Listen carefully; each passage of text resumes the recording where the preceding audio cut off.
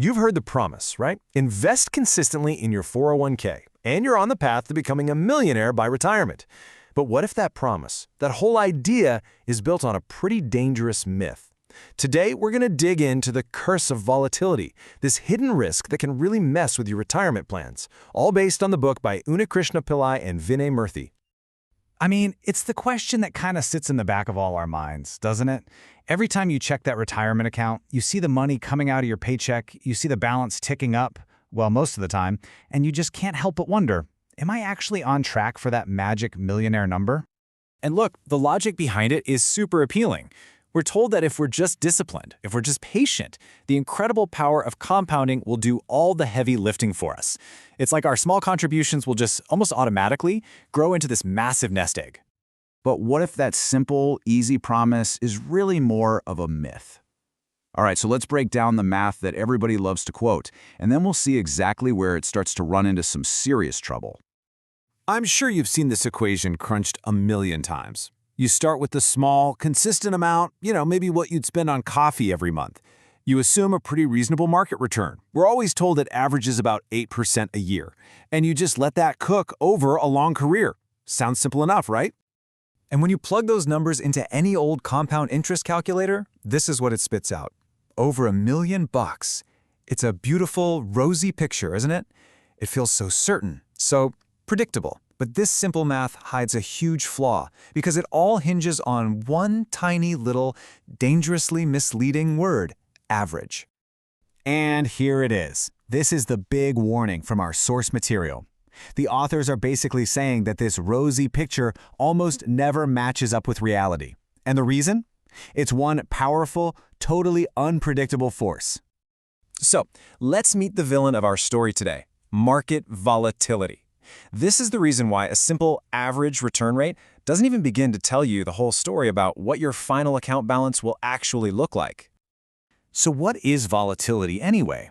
Well, it's just a fancy term for how much the market swings up and down. A low volatility market is kind of like a calm, gentle wave. But a high volatility market, that's a chaotic storm. And your 401k has to sail right through that storm for decades. And this right here, this slide just says it all.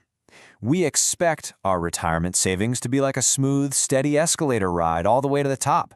But the reality of the market is a gut-wrenching roller coaster. Sure, the average upward trend might be the same, but the journey itself is violently different. Okay, to really get why this matters so much, the book runs this incredible simulation. Just imagine 1,000 investors who are completely identical. They all invest for 45 years, and they all get the exact same 8% average return. The only thing that's different for each of them is the random order of their good and bad years. So what happens? So do they all end up as millionaires? Oh, not even close. I mean, just look at this spread. Volatility scatters their results all over the place. A jaw-dropping 55% of them end up with less than the average. And look at that little slice at the bottom. 5% end up with almost nothing. This is the curse of volatility. The average means absolutely nothing when your personal outcome is basically a lottery ticket. Now hold on, because volatility isn't just a villain. In the book simulation, a surprising 938 out of the 1,000 investors actually beat the steady, predictable return. Why? Well, because if you get a lucky streak of good years early on, it can totally supercharge your compounding. So yeah, volatility can create some incredible upside. But, and this is a huge but, here is the terrifying flip side. For 62 of those investors, the result was absolutely devastating. I mean, they did everything right. They saved consistently, they got the same average return, but an unlucky sequence of bad years right at the start just crippled their portfolio forever. This is what's called sequence of returns risk, and it's the one danger that should probably keep every investor up at night. So, right about now, you're probably thinking, but wait a minute, I use dollar cost averaging. My 401k buys in every 2 weeks. Doesn't that solve this problem? Well, that's a great question. Let's see how this very common strategy actually holds up against the curse. All right, so a quick recap.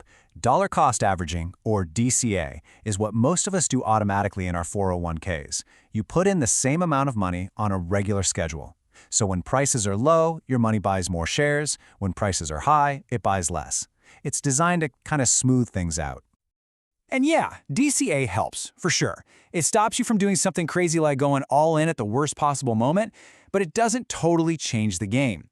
Your final outcome is still kind of like a spin of the roulette wheel. It depends hugely on whether your career just happens to line up with big market booms or big market busts. It's still a game of chance. Just look at this slide. It shows how much luck really matters, using real data from the S&P 500. You have two identical 40-year investors. One started in 1951 and ended up with just a 1.5% annual return. The other started just 9 years later and got over 5.6%. Now, that difference might not sound like a lot, but over 40 years, we are talking hundreds of thousands of dollars in their final balance, and it was all decided purely by the luck of their birth year. So, if even our trusty DCA isn't a silver bullet, what are we supposed to do? Well, the book argues for a totally different approach. Instead of just crossing our fingers and hoping for the best, we need a strategy that actively manages and reduces our risk over time. So this is the crucial point, right here. The goal shifts. It's not just about chasing the absolute highest number you can possibly get, it's about narrowing that terrifying range of possible outcomes we saw earlier. It's about making your retirement wealth reliable, predictable, something you can actually count on. And one really popular real-world example of this strategy is something called a target date fund, or a TDF. Think of it like a smart GPS for your retirement journey. When you're young and really far from your destination, it takes the fastest routes, which might be a little bumpy, that's more stocks. But as you get closer to retirement, it automatically shifts you onto safer, smoother roads, more bonds, to make absolutely sure you arrive at your destination intact.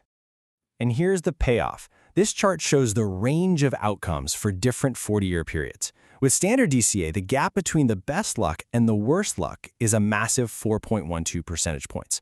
But with a TDF strategy, look at that. The range shrinks dramatically. It doesn't just average out the results. It actively raises the floor on your worst-case scenarios, making your retirement far, far more predictable. Okay, so let's bring this all home. What does all of this actually mean for you and your own retirement plan? Let's boil it all down to the key takeaways. So here's the bottom line. First, that simple millionaire math we all hear about is basically a myth because it completely ignores the wild reality of market volatility.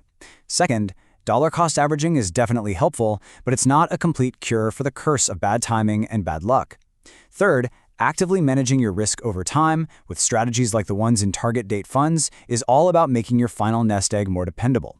And finally, the big lesson, how you manage risk is every bit as critical as how much you save.